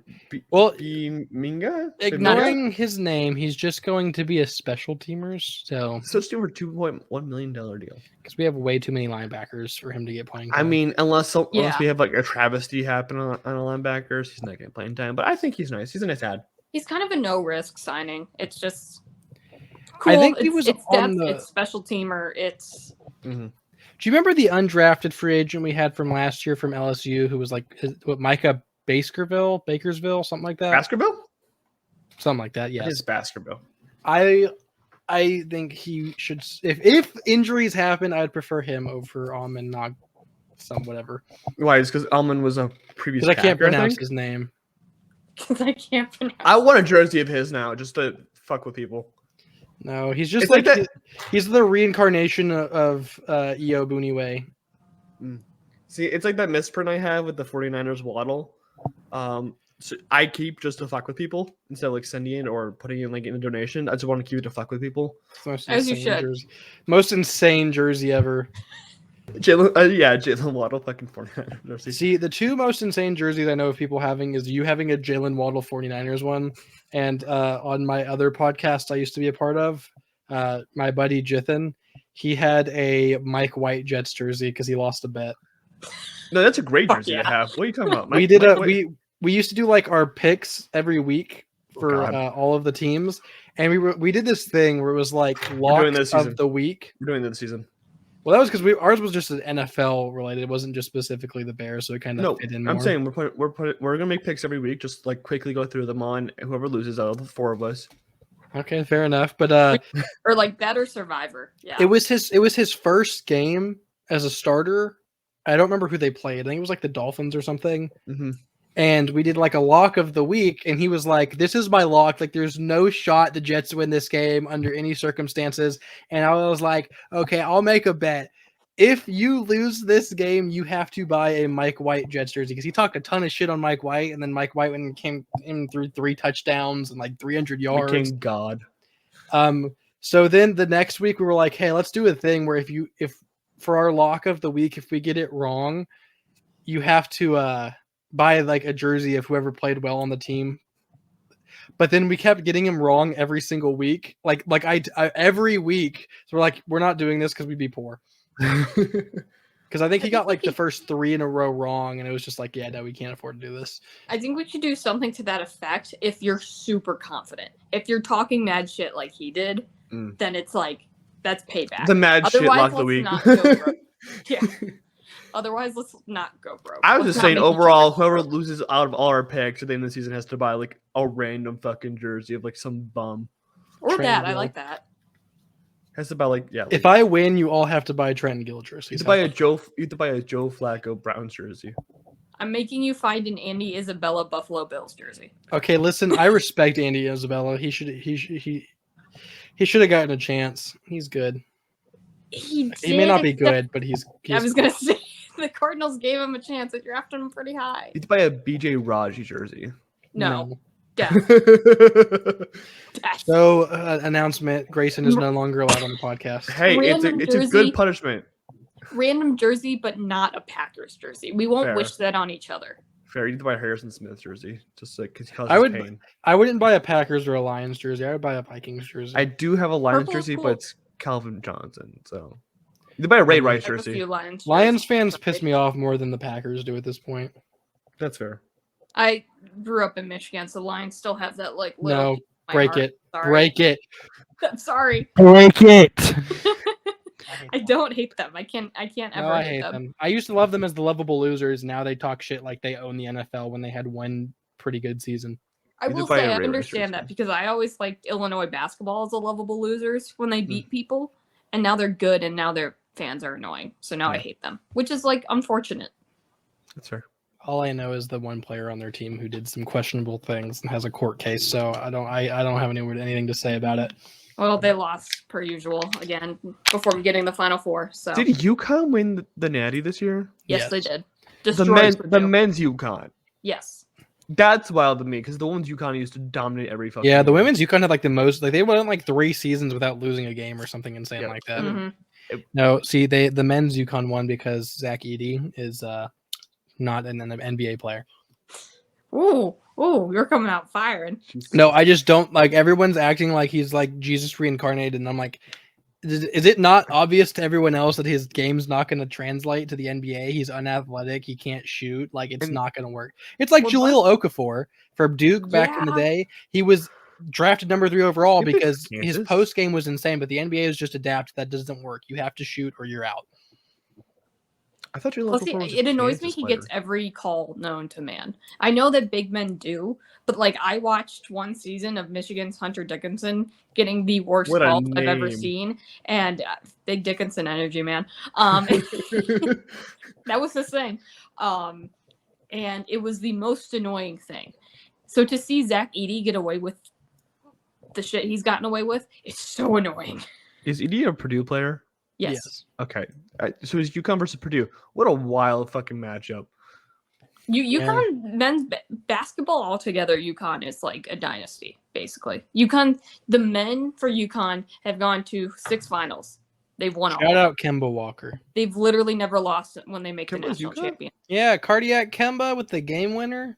I don't know. Every time I think of like classic college players, I always think they're from either Kansas, Duke, or North Carolina. Shabazz Napier from You're from you're UConn. right. Just add UConn to that list. Okay, and so then just you're add UConn to the list, and I'm good. Okay, cool. I can't think of any other. there's players. maybe like Georgetown but that's like in the 80s. So Okay. I don't know how this Michigan delved does into have college some basketball. players, but they're mostly Fab just kind Five. of rotation guys. Now they're just kind of rotation guys, but we do produce. anyways, back in the topic of football. Coleman Shelton, as Jarett spoke earlier, 1 year, $3 million deal to be our center. Good for him. As a secondary Rams fan, he's solid. He's just nothing special. As you could probably tell from the contract, he's not gonna do anything like win us a game, but he's a solid option, whether it be as a starter or depth. Jake Kurhan, a tackle, signed a 1 year, 1.05. That might be the dude with the -3 PFF grade. Let me check. I'm just gonna say every offensive lineman you break up. Well, that's the last You're off offensive track. lineman that we signed. So He could suck. My response is still good offensive lineman depth. last season, 55.7. I don't know. Again. It's Nicole, back. Oh my god! Holy shit! How am I doing that? I don't know. It's 2022. It's a 31.2. What the fuck? yes, it's him. I knew it. Nicole, this is bullshit. This guy's I don't know fucking what I'm doing, ass. man. This guy's ass. Nicole's just shooting confetti while we're talking about how awful this guy we signed is. Yeah, well, Correct. that's par for the course. And then finally, we get to the biggest, one of the bigger moves of the offseason. Kind of came out of randomly because no one was expecting this guy to be shipped up. Well, people were expecting him to be shipped out, but they weren't expecting him to be shipped off for this cheap. We got Keenan Allen for a 4th round pick. We don't have a 4th round pick, by the way. I don't think, unless we got one. No, we have the one we traded. We have the Eagles one, I think, I mean, because we had the one from the Robert Quinn trade. You might have that. Yeah. Let me just check. No, the one from the Robert Quinn trade was last year. We had theirs this year from the Jalen Carter trade, where we traded down. We picked correct. up a 4th. That is correct. Man, we get the Eagles' 4th round pick every year. This is kind of insane. So who are we trading for next year? We're gonna trade Khalil Herbert. Khalil Herbert's not going for a 4th round pick. I'm sorry. No. We could get a 7th for him, maybe. No, we're gonna trade Roshan Johnson just to piss off Jarett. That would just be dumb. I think Roshan's going to be the best running back we have next year. Well, you also met him. I think you're a little bit biased here, my guy. No, because I've loved Roshan Johnson. I've made it very known before I met him. Because you also played him in like Pee Wee, didn't you? Yeah, but that's not why. I've seen him from I'm just saying you have a little bit of bias here, my guy. But when we before we drafted him, going into the draft, I didn't know that he was the guy that was the local guy. I just knew him as the running back from UT, and I'm like, I really like him as a running back. He's going to be insane. And Raven actually told me, she was like, "Oh, Roshan Johnson, he's the guy who went to PNG," and I was like, "Excuse me, what?" And then I've learned that I played against him. Did you see PNG? Yeah, Port Neches Groves. They're the Indians. Scalp them. What? That's man. their slogan is scalp. Have they changed it? No. The year They're- of our Lord 2024. They haven't changed. Like it. Indians is like okay. like on the border, but having that as their motto. Yeah, they do like whatever. the chop thing and say scalp them. So they do everything. Holy yes. shit! If it was in the news a few years ago, there was like they usually bring high schools to Disney for their parades and stuff sometimes. Oh, you talked about this, yeah. PNG went and they have their dance team. I don't remember what they're called. They have a fancy name, whatever it is. But they did their dance, and their dance includes the chop and yelling scalp them, and they got banned from going to Disney ever again. Good. Jesus Christ. They're good at Good. football though. They're really good at football. I was thinking IMG, but you said PNG. I'm like, that's an image form. That's how you save an image. Yeah, Yeah. their outfit also they got in trouble for because their outfit is the Native American headdress, and it's super yeah, no. Oh, so they went the whole 9 yards. They do all of it, yeah. Well, you know what? I can respect the commitment to racism. We have a there's holy another shit, school man. locally. It's We're gonna cancel so fucking oh my god, what is it fast. called?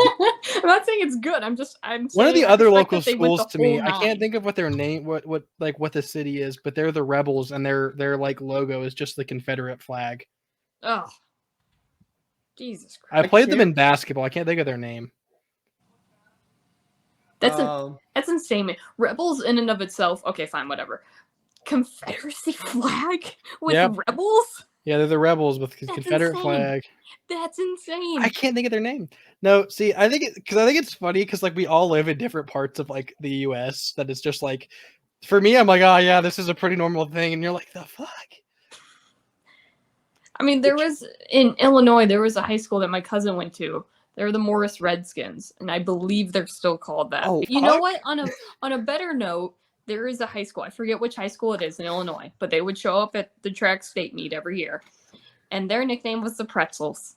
So on a That- wholesome note, Fremont. W. Yeah, it's Fremont. Fremont, yeah. On a wholesome note, Speaking of geographical differences, do you guys eat like crawfish? No, no, no, Like, no. you know those little things that like little like lobsters that come out of the ground. yeah. Nope. Yeah, that's it. We eat that in Texas like a lot. Well, Like, you sit there and eat 5 pounds of it. I mean, the ocean's like right there. So. Yeah. I don't know because everyone thinks I'm crazy when I bring it up. Well, Miller probably eats crab. We don't know. He's not here to defend himself, so he can go fuck himself. Damn. Anyways, Keenan Allen is a Bear for 1 year. I don't know how we got off of Keenan Allen. You were bringing up Keenan Allen and we went into racism, but Because we're talking about Roshan Johnson. I feel like our like podcast always delves into like racism and women everything else is owned. 3 white people doing this, guys. Not racism great. and abuse. Yeah, we need to find someone. We're against the racism. Oh that's yeah, the good obviously, but part. it's just. Oh, you just come up with. Oh, And you we're live- also against the women beating. Just so Well, you know. to be fair, you live in Texas of all places, so Listen, That's usually how we get on track Yeah. of this conversation. yeah, I should just not bring up Texas ever again. Hey, Uh, man, my state just brought back a civil war, pre-civil war law. So yeah. I mean, Back to Keenan Allen. What did yeah, just back say to yet. Keenan Allen. Yeah, no, I get why he went for so cheap is because his contract is pretty massive and he's old. Mhm. But which like I don't even know if we're gonna keep him after this year because his contract's only for 1 more year. I've heard that I was hearing that his contract demands are a little too high for Poles' taste, so he might just be a 1 year rental. Even if it's a 1 year rental, I'm not gonna complain that we traded a 4 for a 1 year rental of a really good wide receiver 1 to help develop Caleb Williams. So regardless, I think it's a win. I mean, I'd like for him to stay, obviously, but a win is a win is a win. Didn't he choose I- the number 2 recently? He has not chosen it, no. No, There was I a love fake Keenan thing that Allen. he chose 15, but that was not a real account. I love Keenan Allen though. He's so fun to watch. He's still, I think, has his moments at the top of the game. Yeah, this is great. I hope it's for more than 1 year. I'm okay with just a 1 year rental for a really good guy to develop Caleb and everyone around him. But at the same time, I really like Keenan Allen, so I hope he stays. So I'll still be upset if he doesn't. But regardless, I love the trade. I love getting a guy like Keenan Allen. My favorite part is just honestly like because I think his game is going to consistently stay good because he's never used like athleticism as a big part of his game. He's just so smart. Like Yeah. against zone coverage, he'll find the opening. He's an elite route runner. He's got really good hands. He doesn't drop a lot of passes. Like he's a good receiver that doesn't. He does like age shouldn't slow him down. Basically, I just think it's hilarious that we have 3 players. Well, now we only have 2, but when we had 3 players going for 13, essentially. We had Tyler Scott Caleb. chose 10, right? Tyler Scott moved to 10. Mitch Trubisky. Yeah, so we had Tyler Scott, we had Caleb Williams, and then Keenan Allen, all wanting 13 probably. Keenan probably hasn't chosen his number until Caleb gets here. I think Keenan will get 13 and I think Keenan will get 13 and Caleb, I really want either 12 or 18. I want 18 on. because I don't want 12. I never wanted to see a Rodgers fan in 12. I want it to be 12 because he's a Rodgers fan. Yeah. Or I'll- What was his high school number? 18. Yeah. Oh, okay. That's then why I you want. get the I 18. want 18 because that's more Peyton Manning, and that also looks better. Yeah, He'd but go the back Bears to have never 18. had a good player at number 18. He'd go back to 18. He'd go back to his high school number. We had Robert Bears. Tonyan. Was it Jesse James, the other tight end? We had Kyle Yeah. Orton were 18. Hey, respect Kyle Orton. No. It's better than Rex Grossman, but fuck Kyle Orton. Correction, Taylor Gabriel for that one game. Turbo. Yeah. He was fun. I miss That him. sounded like the most like pity answer ever. Like Taylor Gabriel, like, oh yeah, Turbo, we loved him. Woo. I miss He him was so fun much. though. He Dane was fun. Sansabacher. Oh my god, Miller's that's a name boy. from the Yeah. past. I see. I thought this was Johnny Knox. That's way too far back. He was 13. Yeah. Well, it said Ronnie Knox. It was Oh. 1957. So I just got confused. Oh, we had a guy named Eggs Mansky. We're 18. Eggs? Eggs Mansky. How did you spell eggs? EGGS. Hell yeah. All right, cool. And Trey McBride, but not the good one. Not my Trey McBride. No, the other Trey McBride. No, Very Trey different- McBride is Very different looking immortal. Trey McBride. No, he's immortal. It's the same guy. Well, he was born in 1992. He's not that old. He was with us in 2017. Very different looking dude. We had a Yeah, Trey McBride in 2017. Mhm. I don't know the fuck that guy. Wait, is. what position was he? Where was he from? Wide receiver. From Texas, from Killen, Texas. Went to William and it's Mary. Colleen. My mom used to Drafted live by the there. Titans. Okay. I don't know who the fuck this is. He I don't- retired I thought- in 2017. If you would have said he went to Tulane, I would have been like, oh yes. For some reason, I would have. But I'm thinking of another guy clearly. I will tell you guys exactly his stats for the year. He had 10 receptions for 152 in 2017. That's it. That was Mitch's rookie year, wasn't it? I believe so. That was Oh shit! We- Yeah. our number one receiver that year was Kendall Wright. So therefore, I probably don't remember anyone else because Also, QB1 going into the season was Mike Glennon. Let's also remember. Oh, sorry. I apologize. And- That's his whole career. I was about to say like that's a solid year for like a dude I've never heard of. 2017. He did 8 out of 10 of his catches in Chicago. 8 catches, 144. That's not bad for a dude I've never heard of. Because I think that was the year Cam Meredith tore his ACL. Kendall Wright was our number one receiver, and I don't even remember anyone else on that roster because it was so ass. I will look up the 2017. Random Bear. Do you guys remember Willie Young, the defensive end? We always get into random. fucking His players. sack celebration, he would like cast the reel and roll it up. So I look A up little 27. bit. I look up 2017 Bears roster. The popped first in thing that that popped. So I looked up 2017 Bears roster. First thing that pops up, Pat Scales. He's our longest tenured Bear, isn't he?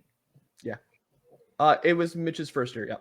Jordan Howard was our running back, with Adam Shaheen as our fullback. With Baby Gronk. Josh Bellamy and Kendall Wright were our wide receivers. Holy Josh shit. Bellamy, the criminal. Yeah. This fucking team sucked so Didn't he have like a badly. federal crime? I think so. Like something with money. We had Deion Sims be our tight end one. Yeah. I don't even know who that is. He was a tight end for the Bills and the Dolphins, and then he came to us. I love that Bobby Remember, Macy 80 had- or 88? I don't remember. it doesn't have it here. Bobby Macy, as his stats thing, was 2 fumbles recovered. Oh, Bobby Massey. He was our tackle opposite of Charles Leno. Mhm. We got him from the Cardinals. I remember we got him from the Cardinals because he was friends with Kyle Long, and Kyle Long got him to come to Chicago. Also, I think the center on the roster that year, I don't know if he was the starter, was Hronis Grasu, who just married Sabrina Ionescu, the WNBA player. Oh, Fun fact for you. Yeah, they just got married like a couple weeks ago. It did. They both Love went to to see it. Oregon. Because Kyle Long also went to Oregon. Kyle, the weekly Kyle Long mention. Yeah. Oh, Has to yeah. happen. It wasn't even on purpose. All right. Anyways, Keenan Allen's a Bear. We're happy to see him here. Hopefully he does well for Caleb Williams and then Dante. Okay, I'm just gonna keep doing it. It's my We, honest I break. want to figure out how to do that. we signed Dante Pettis to be our punt returner better than Dainty Felix penis. Jones. Sorry. Nicole, no. Dainty Pettis is back. Yeah. You know what? I like that signing a lot. I don't give a shit if I he's like not that him. good. It's a good signing, yeah. That catch he had against the Commanders in the back of the end zone was right in front of my face. I was like 10 feet from him when he did that shit, and it was amazing, and I want him back. I like him. I do think it's hilarious that he's now on his third number in 3 seasons with the Bears. What number did he pick? He's 86, I think. Oh, that's a perfect number for him. Because he was 18, and then Yeah. last year he was either 83 or 86, and now this year it's the other one. But I think it's 86. I feel like he was 83 because I feel like I remember making a Greg Dortch comment. Also, weekly Greg Dortch mention. Oh wait, I did that earlier. I did that like an hour ago, but Yeah.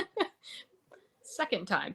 But I feel like I made a comment about it, about Dortch and him taking Dortch's number, which also Dortch is now 4, which was his high school number. So now I don't like it. you I like bet the your Dortch, bottom but I don't dollar like I'm it. buying another Dortch jersey. I'm gonna miss him in 83. I'm weird that's about what I'll say. numbers. But We're all Is about numbers. is that all of the additions we have? We have Jake Martin for 1 play, 1 I 2. don't want to give a shit about him. He ain't gonna Yeah, play. and then Byron Colart for a 1 year, 1 play. He 1 also ain't 2. gonna play. That's why I'm saying that's the last one that actually matters. Well, But yeah. I think now that we went through additions, we don't have to go against people who have left except for one. Shout out to Mr. Dan Feeney, the margarita guy. Salute. He didn't do shit for us, but he was a fun podcast episode, so I respect him. I don't remember where I think the Jets, maybe. I don't know. He signed somewhere, I think. But shout out to him. Let me find where Dan Feeney signed. No, he went to like the Vikings, I think. So now fuck Dan Feeney. Dan Feeney margarita. is. Give me a fucking second. He's currently a Viking, yes. Respect Dan Feeney. I like the Vikings this coming up season because either they have Sam Darnold starting for them or they have one of the rookies, if they can. And they spend a fuck ton to get a rookie. I want to say, I think it goes get to my show pick, like guys. how down bad we were last season whenever we made an entire episode just dedicated to Dan Feeney and if he drinks margaritas. Well, this is the preseason when nothing was happening. We just needed, it was just like a fun type of thing, That's also fair. You know who we do need to pour one out for, guys? Nathan Peterman. Our GOAT now with the Saints. Nathan Peter meme, we will miss you. Thank you for the goodness you brought. Thank you for improving our defense by letting them know how it feels to catch interceptions at practice. Do you know what I love? Equanimous St. Brown signed with the Saints and then took that fraud's number. I'm gonna miss Equanimous, bro. He I liked him he wasn't too. very good at catching the football, but he was a good dude. He was the one who cost us that Dolphins game. Yeah. But you know what? I'm happy he's taking the fraud's number and I can live with my life. Now Slant Michael boy. Thomas can come to the Bears and we're number 19. I would kill We could get myself. Slant Boy. Yeah, the wanna- Lions have Slant Boy. Why can't we have one? And the Lions can go sign the original Slant Boy because I really don't want this Slant Boy. Yeah, they can have Slant Boy Part 2, learn from original Slant Boy. I'm throwing shade at Amon Ra if you can't. I fucking hate him so much. Why do you guys hate him? I feel nothing. I'm fine with Amon Ra. I love. Have you ever watched the podcast that he has with Equanimous? All he does is shit talk the Bears, and Lions fans act like He's he's like the shit-talking- best receiver in football, and he's good. I'm not gonna say he's Top bad, but 15. he's not like top 10 or anything. Top 15. Okay, that's fair. I know they have a podcast. I've just never watched. I don't know. It's not really the players' fault why I hate a lot of people, because like I just usually hate players if teams overrate them too much. Like Brock Purdy, when I used to be Brock Purdy's biggest hater, Mhm. because 49ers fans are like he's top 5. I'm like, no, hate him now. He's top 10. I don't think he's top 10. Best quarterback of his draft class. Wasn't he the Kenny Pickett draft class? Yeah. Brother, I could be the best quarterback of that draft class. Hey, the second best player of that draft class is Sam Howell, so respect him. I could be better than Sam Howell. That's No, a you rough draft class. That's a really It's rough. probably the worst quarterback draft class. Before that was 2013 is the only one I can remember being that bad. I think I could be an NFL quarterback. That's valid. I wouldn't be able to see over the line, so I couldn't. I am 6'4", so I'm 6'1" at most. I'm 5'2". So. damn. Oh, I'm short as hell. You can't even be at the minimum height for No. Madden. to close out this episode, I want to know what you guys want to do with the number 9 pick. Nicole, you can go first because I feel like my answer is going to be unnecessarily long. Oh boy, Roma When is it Dunze. ever? That's Since I have moved on from Malik Neighbors, I have a feeling we're not going to Why are get you him. acting like he's dead? What's wrong? he's a Charger. That's why. I moved on from Malik Neighbors. Bro's already a Charger. No, but I don't think he'll be there at 9. I think he'll be taken before, whether it's the Giants or the Chargers, or whoever, Titans even. The Titans change. So I am all in on Roma Dunze. I'm all in on a lot of Washington players, oddly enough. I was really high on them before the season, and then they had to play Michigan in the national championship, and As I had long become as their it's biggest not hater for a night. Penix, I like most Washington players. I do have a Penix agenda. I want Penix Pause. to be a Viking. No, I'm lower on Penix than I am Jaden Daniels. That's why I want him to be a Viking. I hate Penix like so much. Like, literally, like not in my top 5 quarterbacks. But Jesus. regardless, Roma Dunze, that's who I want at 9. Is if you hear that, that's my dog scratching at my door. Mine is snoring, so Yeah, I want Roma Dunze. That's who I want.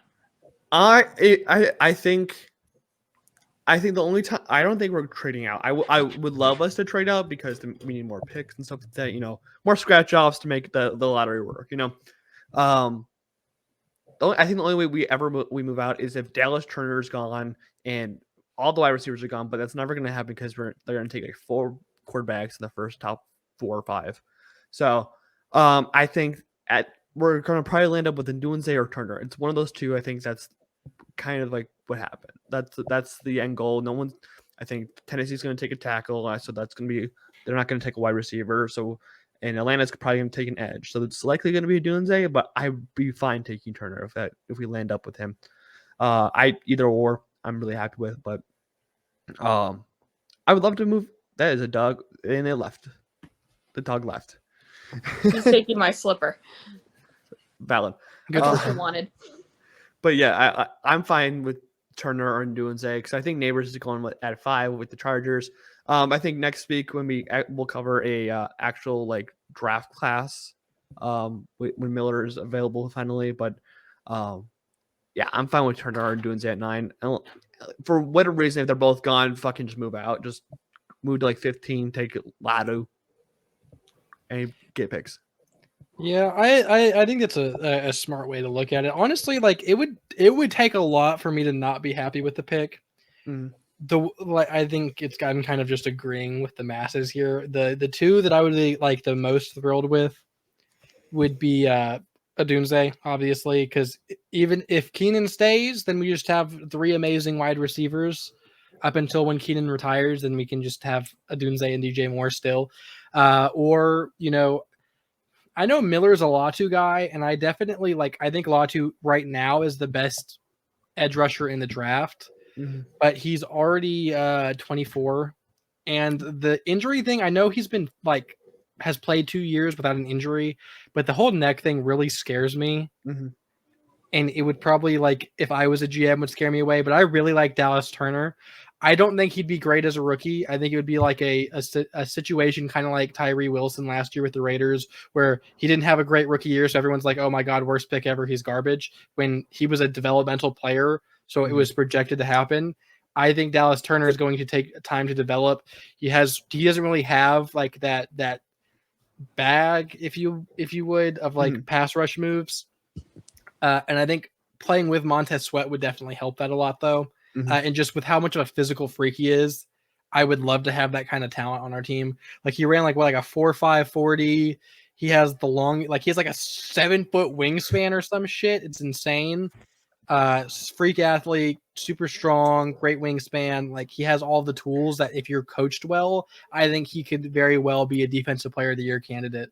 Within a few years. I think Dallas Turner is just thicker Nolan Smith in a way. Just long and lanky, but bigger, bodied. Because Nolan Smith is small, but just bigger bodied. His bag's kind of small, but he is he's powerful. But yeah, I'm fine with Turner or Dunze. Honestly, I'm probably gonna pick the number 9's jersey over. If I'm gonna go buy a jersey, go get Dunze, Turner. I don't think we get Latu at 9. I think if Latu's there and Turner's gone and whatever, we just move back a little bit, get first probably before we get Latu. I'm also concerned about Latu because Miller was so high in Tyree Wilson last year, and he's very high in Latu this year. I feel like he's just repeating the same mistake on Edge, and his Edge 2 will actually be Edge 1. See, it's the thing with, like I said, with Tyree Wilson, I don't think, like, I think he's getting written off way too quickly. Like, it was a known thing last year that he wasn't going to be great as a rookie. Like, he needed development time. Well, And now he's a TT now, so what? I think he's moving into the inside. I'm pretty sure Tyree Wilson moved to the inside. That makes absolutely no sense to me if that's the case. Well, he's a big boy, so He's not like a Thickums. I mean, they run like Raiders run a 3-4. So maybe like a 3-4 defensive end, but that's still, I wouldn't do that. That's weird yeah, to me. he's moving to the middle. I don't like that at all. According to Sports Illustrated, he's listed as outside, but they're saying he's moving inside. So that's bizarre to me. maybe they'll have an end outside of him, but he'll still be considered an end, not a DT. I don't know. I wouldn't write off Tyree Wilson too quickly. In Latu, they're very different. Like Tyree Wilson was incredibly raw as a prospect, while Latu is like the most pro ready. Like, if you wanted me to bet money on which defensive player on the entire draft like needed to have a great rookie season or needed to be defensive rookie of the year, I would put it all on Latu. He's so pro ready. He has the most complete pass rushing bag. He has the most pro ready body. Like, he's going to be great right away. Mhm. The injuries is the only thing that scares me. But like Dallas Turner, Adunze, I really like Byron Murphy from Texas, who's a defensive tackle. I think it's too early to take him. I'm not saying take him at 9, but No. my only issue with him is I really like Javon Dexter to the point where I don't want to like. I know you go best player available more than just reach for a need, but I kind of want to see Dexter develop before drafting a defensive tackle that high. So I'd probably say my 2 are Turner or Adunze. I wouldn't be mad at Latu. Obviously, Neighbors, I'm much higher on Neighbors than I am Adunze, and that's nothing to discredit Adunze. I just think Neighbors is like neck and neck with Marvin Harrison for me personally. I think Neighbors is gone by 5 or 6. So. I think Harrison probably goes to the Cardinals unless they trade back with the Vikings. I think he's going to Patriots or Cardinals. I don't do the Patriots passing on a quarterback. This is I don't. They have Brissett for a year, so I use Brissett for a year. Get your because they have no wide receivers. So yeah, my thing is that guy. You have to look at it like as a multi-year rebuild, and if you hold off on getting a quarterback this year, whenever you have a top 3 pick, next year there's basically no quarterbacks that are worth a damn, like at all in the entire draft. Whether you get number 1 pick or not. I'm not big. Is that his name? Yeah. He's second round pick, maybe. He's fine. Is this gonna be another fucking Kenny Pickett draft? Yes. Yeah. It's a very weak quarterback draft. Like, Jesus. it's Shadur Sanders is like viewed as one of the top ones. I'm not a big Shadur guy. Carson Beck, I'm not big on. Quinn Ewers, I'm a UT fan. I don't think he'll be a good. I would not want my team. Can we to just draft take him. Arch Manning and have him just be in college for a year? He still has to. He has to be in college for 2 more years, huh? Well, yeah, like this year, and then we draft him next. Someone drafts him next year, and they have him still be in college and plays in college, and then he just comes in. You know how like the NBA does that, where like they'll draft Stash overseas foreign guys? players, yeah. Yeah. Well, the NHL does that. Yeah, so just do that with Arch Manning. Just do that. What is there any rule against it? They've drafted dead people in the past. No, there is very much a rule against it, I believe. Drafting dead people? No. Well, no, you have to draft like people you draft have to be 3 years removed from like high school. Well, he'll be like, sure. As in, like, they have to right? finish their junior year or red shirt sophomore year. That's dumb. Anything else you guys want to talk about for this episode besides stupid college rules? How about that new kickoff? I mean, I know this is a long episode. I love it. Nicole is the one who convinced me that it's okay. I hated it at first. It is so much better than what we've come to with kickoffs just being all the way in the back of the end zone touchbacks because one of my college friends actually had a good idea to make it because guys will take returns out from the very back of the end zone to try to get something because it doesn't hurt their return yards. They still get like 24 yards on the return or whatever. Like 25 should be 0. And then anything past that is plus, anything back that is minus. I thought that was brilliant. I think taking over the XFL rule, basically, I think is really smart. you take out the risk of guys getting a full sprint before they go to block you.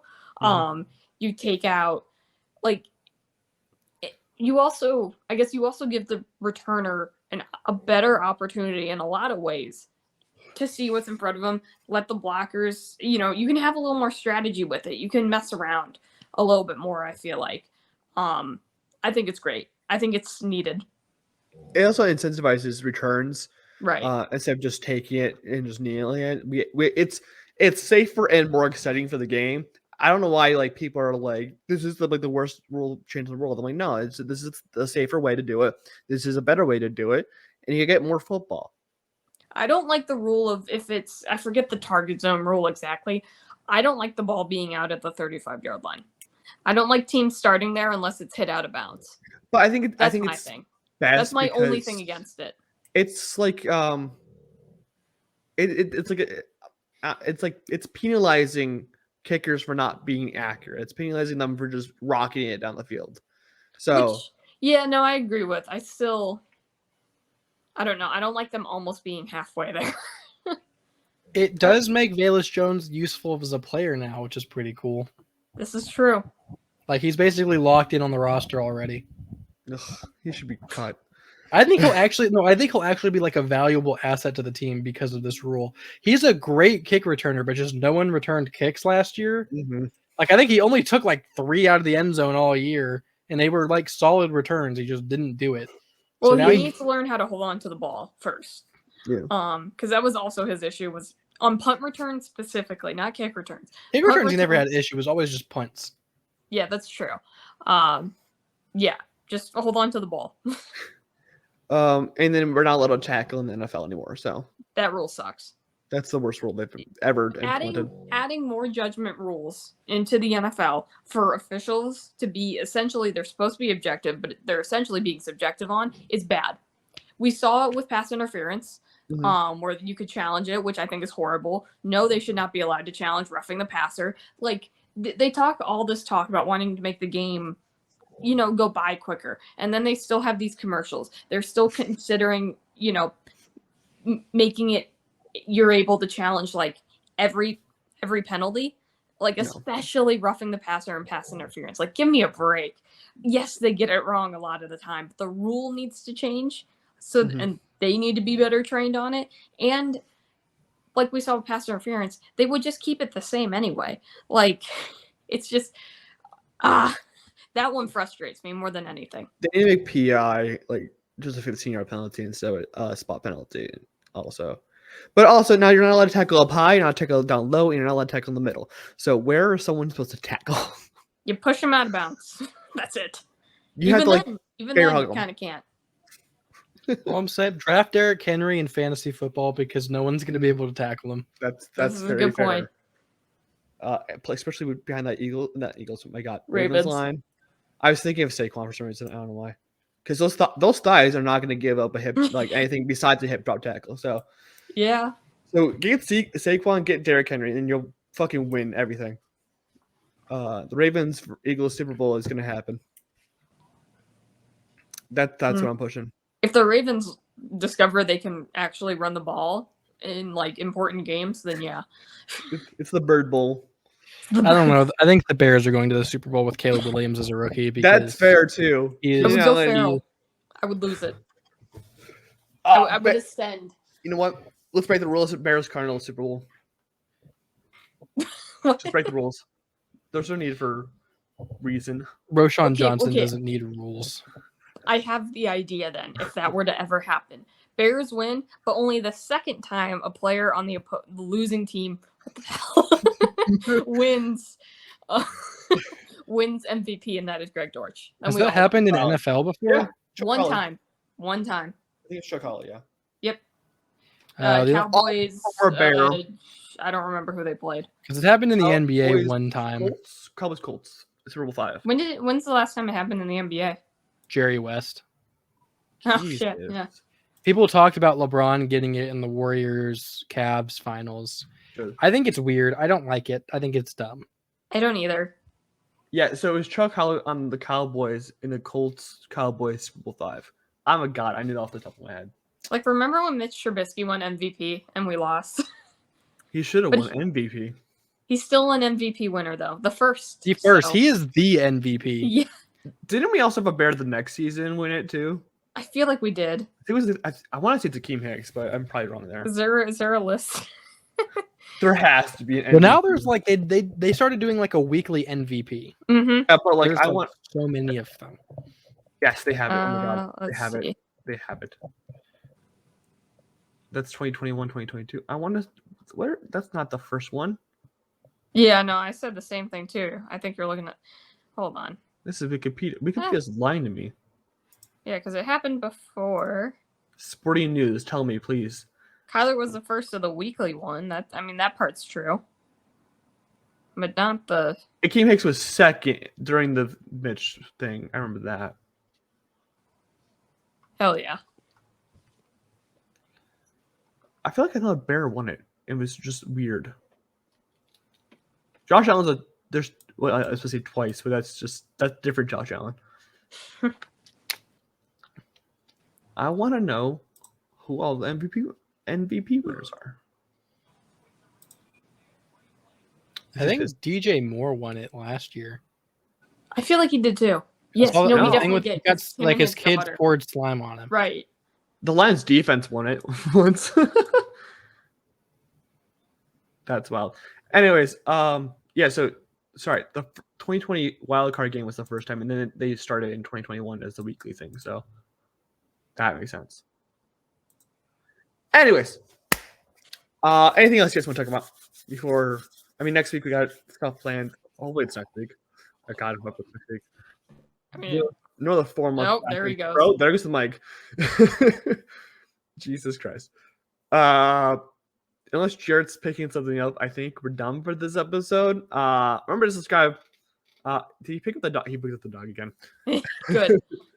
Remember to subscribe and next week or whenever we come back with the next episode when Miller's available. Can't hear you, bud. No, not, There you go. There you go. okay. Everyone else's dog was in the podcast, so I wanted my dog to have her fame. That's fair. But we'll see you guys next week when we're supposed to do a mock draft. It'll happen. Let's hope it does. Do the thumb. Hey, bye-bye.